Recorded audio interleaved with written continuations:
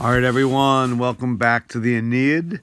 We're in book 4 still, which is Dido's suicide scene here towards the end. It's the very end of the book. I took your suggestions and decided to do a screen recording so we can, get a little better annotation as we go through this.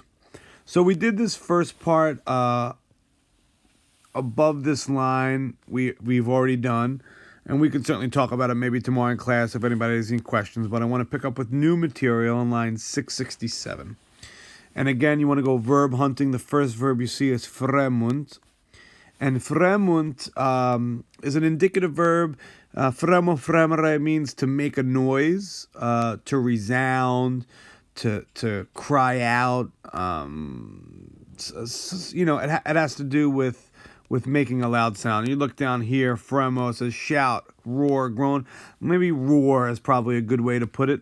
So what roars? You see it's plural there, right? So you actually have right next to it this nominative plural subject tekta. It's neuter. And we saw tekta earlier in book 4 when Mercury comes down and sees Aeneas. What is he doing? He's locas fomenta, right? He's placing the foundations, but he's also building up a beautiful city, and he's also renewing tekta. He's fixing the roofs. So I think that Aeneas is maybe trying to get us to remember the state of Carthage. I think these are the same tekta that Aeneas was building earlier on in line 260, whatever.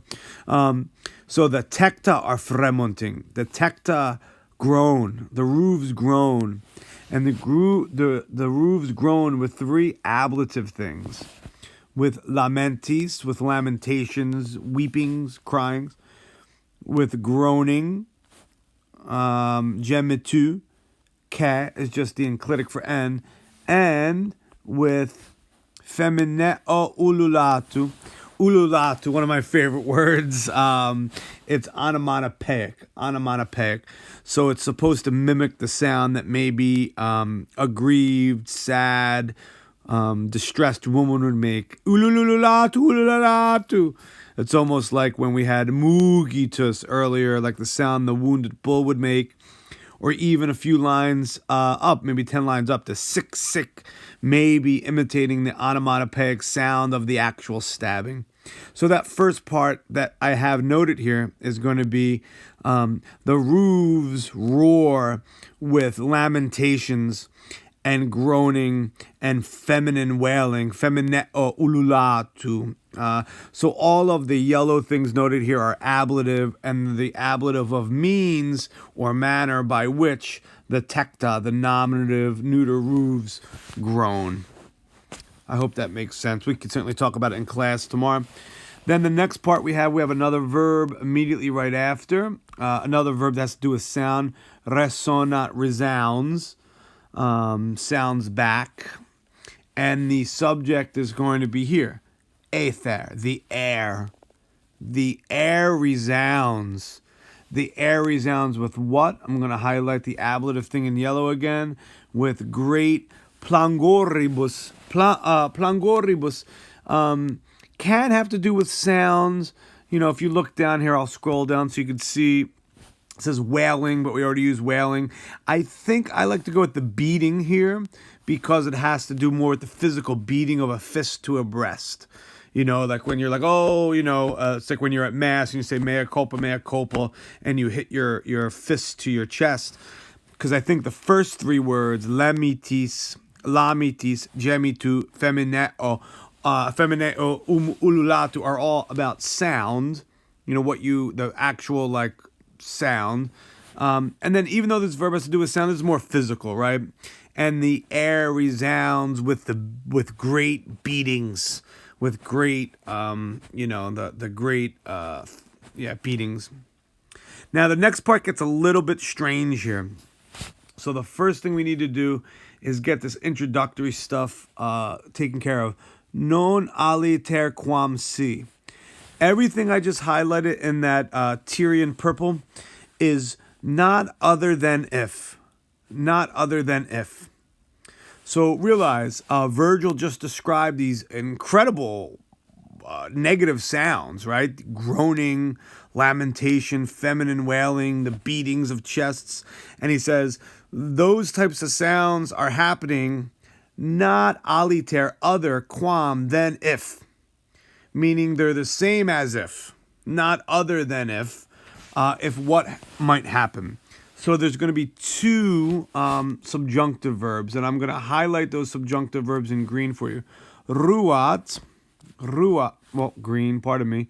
Oh, no, that's not what I meant.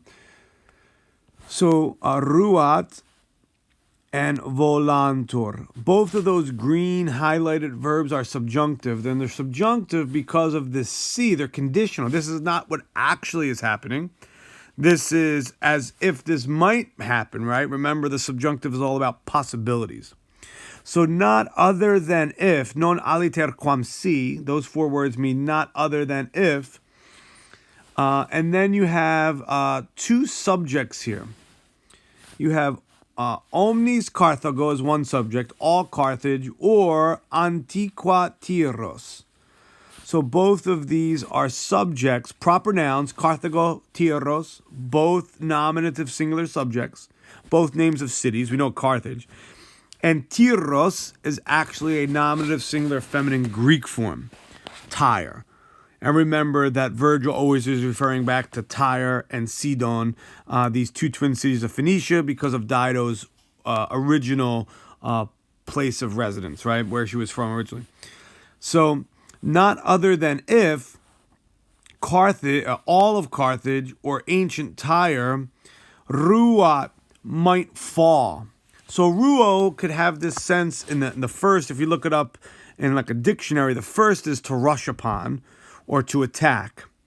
But here Carthage isn't doing the attacking. Ancient Tyre is not doing the attacking. If you look down, it could also mean to fall, to be destroyed. It almost has like a passive-ish type of ending, passive-ish type of meaning here, right? So none other than if all Carthage or ancient Tyre might subjunctively fall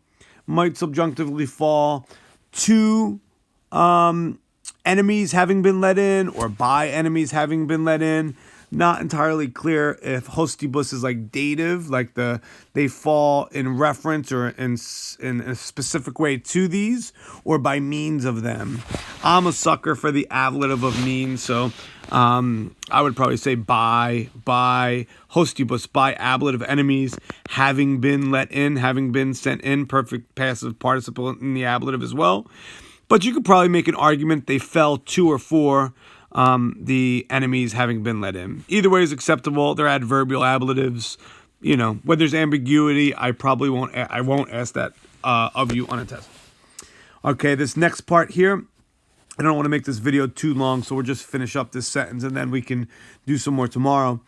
Ke and that's the ke, and if volvantur, there's your next subjunctive verb, right? Or if flammea furentes, nominative. Or if nominative raging flames. Or if nominative raging flames, nominative plural, noun, flamme, nominative modified by this active present participle. Furore means to rage. Think of the word fury. Raging flames, volantur, passively are turned, are tumbled, are turned, through two things, perque, through the colmina, through the accusative colmina, the accusative summits, roofs. It's kind of a synonym to tecta, frankly. So if you look down here, right, colmina, roof, peak, summit, top. It's kind of like, think of culmination of something in English, right? The flamme furentes, the raging flames, are passively tumbled through the colmina. The colmina is the accusative plural object of the preposition per, right? Through the tops or peaks of men, through the tops or peaks of gods. Hominum deorum, both genitive. So both of these are genitive. Both of these are genitive. Genitive plural. Hominum and deorum, because they possess the colmina. The endings are different, obviously, because hominum, third declension, just a um. Deorum, second declension, orum. All right, so I'm not going to burden you too much. Just a brief or relatively brief video. Hopefully you watch this before tomorrow's class. We'll review these lines again and maybe do a few more lines. Stay safe. Keep washing your hands. Hopefully I see you soon. Buona fortuna. Good luck. Atque valete. And goodbye.